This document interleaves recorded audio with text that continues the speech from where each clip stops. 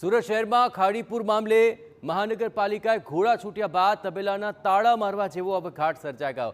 જુલાઈ મહિનામાં 2 વાર ખાડીના પૂરે અહીં તાંડવ મચાવ્યું। ત્યારબાદ હવે મહાનગરપાલિકાના અધિકારીઓએ રહીને કામગીરી શરૂ કરતા નાગરિકોમાં ભારે રોષ ફેલાયો છે।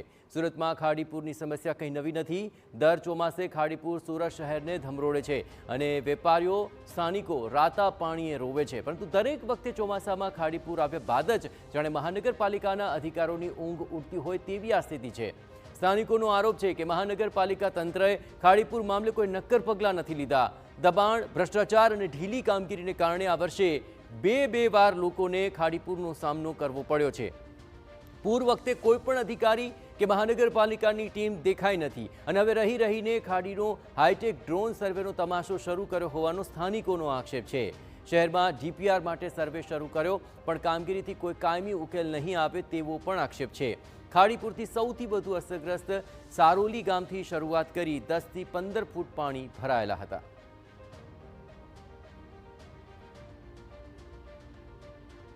આ વખતે અઠવાડિયામાં 2 વખત પૂર આવ્યા, 2 વખત દુકાનમાં પાણી ભરાયા, અમારા લાખો રૂપિયાનો માલ ખરાબ થઈ ગયો, છતાં હજી સુધી કોઈ અહીંયા જોવા પણ આવ્યું નથી।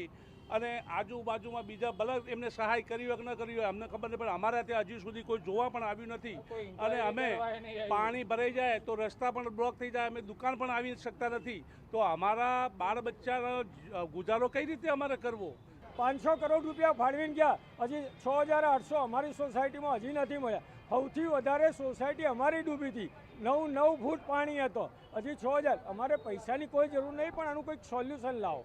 વારંવાર રજૂઆત કરી તો છતાં કોઈ આનું સોલ્યુશન આવતું નથી। એટલે મહેરબાની કરી ભ્રષ્ટ અધિકારીઓ છે, આવા બધા ધંધા બંધ કરો, પબ્લિકની સામે જુઓ। 20 વર્ષથી આ હાલત છે, 20 વર્ષ રજૂઆતો કરી છે, ખાલી ફોટા પડાવવા આવે છે, બોટો લઈને આવે, ફોટા પડાવે, કોઈ ફેસિલિટી મળતી નથી। અને આમ તો 2-3 ફૂટ પાણી આવતું હતું, પણ આ વખતે ઘરની અંદર 6 ફૂટ પાણી આવ્યું અને લાખોનું નુકસાન લોકોને કરાવ્યું છે।